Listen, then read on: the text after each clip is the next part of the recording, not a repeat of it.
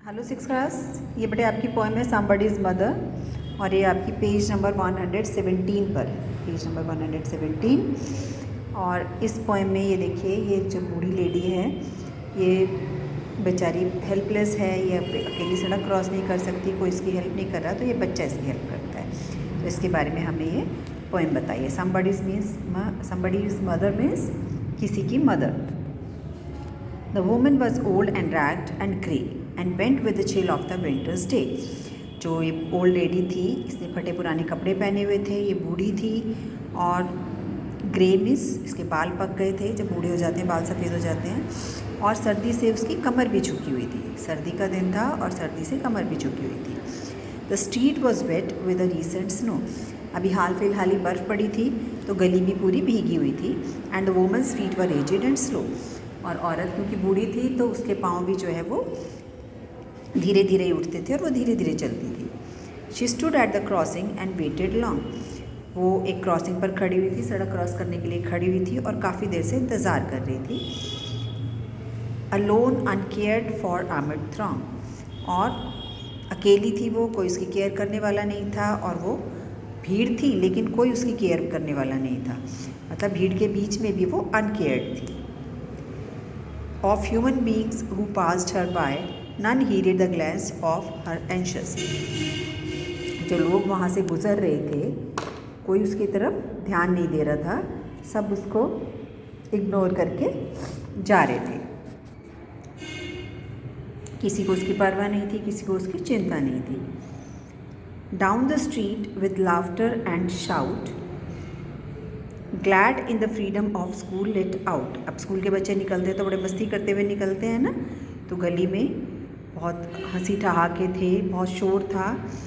और जब स्कूल की छुट्टी होती है तो बच्चे एकदम फ्री फील करते हैं, तो बच्चे जो है वहाँ से निकलते थे। Came the boys like a flock of sheep. और बच्चे ऐसे आए जैसे कि भेड़ों का पूरा झुंड होता है। यहाँ पे भेड़ों के झुंड से मतलब है कि वो बच्चे जो है ग्रुप में निकले थे। ठीक है, इसका मतलब ये नहीं है कि पोएट उनको जानवर कहना चाहता है, उसका मतलब पूरे ग्रुप में निकले थे। ठीक है, glad in the hailing the snow piled white and deep. और वो लोग क्या कर रहे थे, जो उसके बर्फ़ को इकट्ठा कर रहे थे और उसको बर्फ़ से खेल रहे थे। जो इकट्ठी बर्फ़ थी वहाँ पर से चारों तरफ बिल्कुल सफ़ेद और काफ़ी ज़्यादा बर्फ़ थी। Passed the women's so old and grey. और जो औरत थी उसको वो छोड़ के आगे निकल जाते थे। Hesson the children on their way. सबको अपने अपने घर जाने की जल्दी थी, अपने अपने रास्ते जाने की जल्दी थी। Not offered a helping hand to her. और किसी ने भी उसको मदद के लिए हाथ नहीं बढ़ाया, किसी ने नहीं कहा कि आइए आपको मैं क्रॉस करा दूँ। So meek so timid afraid to stir. और वो इतनी डरी हुई, इतनी जेंटल थी कि उसको मतलब डर लगता था। उसको लगता था कि अगर मैं अकेली क्रॉस करूँगी तो कोई हिट ना कर जाए। होता है ना, अब जिसको बुज़ुर्ग बंदा है, ठीक से चल भी नहीं पाता, उसको डर तो लगता ही है रास्ते में। लेस द कैरियज व्हील्स और द हॉर्सेस फीट। कि कहीं कोई कैरियज उसको ना मार जाए, गाड़ी कोई उसको ना मार जाए, या घोड़े वगैरह जो कोई चलते हैं वो उसको हिट ना कर जाएँ। Should crowd her down in the slippery street. और इतनी भीड़ है और उसको भीड़ में कोई धक्का लग गया बाई चांस और सड़क जो है वो भी स्लिपरी हो रही है तो वो गिर जाएगी, तो वो इसलिए डरती थी, इसलिए अकेली वो सड़क क्रॉस नहीं कर पा रही थी। At last came one of the मेरी ट्रूप। और वो जो ट्रूप था, वो जो लड़कों का ग्रुप था, उसमें से एक बच्चा जो है निकल के आया। The gayest laddie of all the group. और वो पूरे ग्रुप में सबसे ज़्यादा खुश बच्चा लग रहा था। गेएस्ट में सबसे ज़्यादा खुश, हैप्पीएस्ट बच्चा लग रहा था।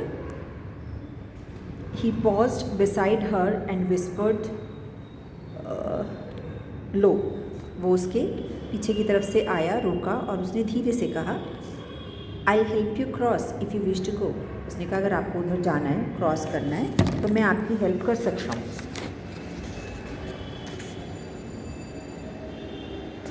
हर aged hand on his strong young arm. और उसने क्या किया, अपना जो कमज़ोर हाथ था, अपना बूढ़ा हाथ जो है उसकी मजबूत हाथ पे, मजबूत बाजू पे रख दिया। She placed and so without hurt or harm. और वो बिना किसी हार्ट के मतलब बिना किसी उसको कोई प्रॉब्लम नहीं हुई और उसने उसको रोड क्रॉस कराई बच्चे ने। He guided the travelling feet along, और वो उसको गाइड करता जा रहा था कि अब ऐसे चलो, यहाँ पाँव मत रखो, इस तरह से वो उसको गाइड करता जा रहा था। Proud that his own were form and strong, और उसको इस बात पे बड़ा गर्व भी था कि उसके बाजू जो है मजबूत हैं और वो किसी को सहारा दे सकते हैं। हमारे मजबूत होने का फ़ायदा तभी है जब हम उस मजबूती का फ़ायदा उठाएं, उसको किसी की मदद के लिए लगें, है ना।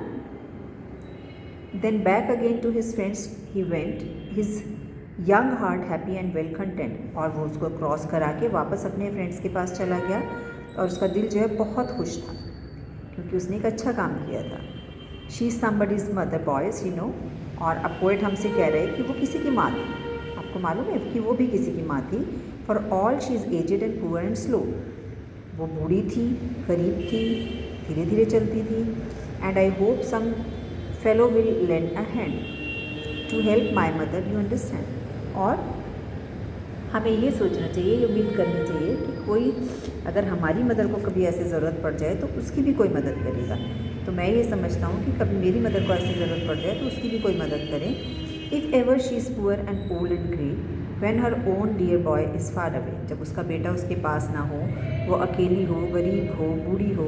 गरीब से मतलब यहाँ पे पैसे से गरीब नहीं बेटा, मतलब वो लाचार, ठीक है, अपनी केयर खुद ना कर सकती हो, उसका बेटा उसके पास ना हो, तो कोई ऐसे ही जेंटल बच्चा आके उसकी मदद करे। And somebody's mother board low her head in her home that night and the prayer she said, और वो जो लेडी थी, जो किसी की मदर थी, उसने अपना सर जो है झुकाया, जैसे प्रार्थना करने के लिए झुकाते हैं, अपने घर में थी वो उस दिन रात को, उसने अपना सर झुकाकर प्रेयर की और क्या कहा, was God be kind to the noble boy who is somebody's son and pride and Joy.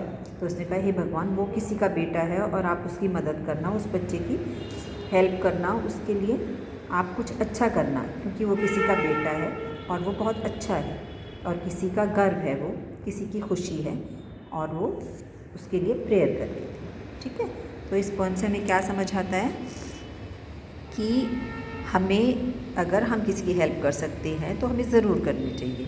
अब इतना बुज़ुर्ग इंसान अपने आप कुछ नहीं कर पा रहा, आप अपने घर में ही अपनी दादी हैं, दादाजी हैं और कोई और बुज़ुर्ग है, तो उन्हीं की हेल्प करके देखो, वो आपको कितने ब्लेसिंग्स कर देंगे और आपको कितना अच्छा लगेगा उनकी हेल्प करके।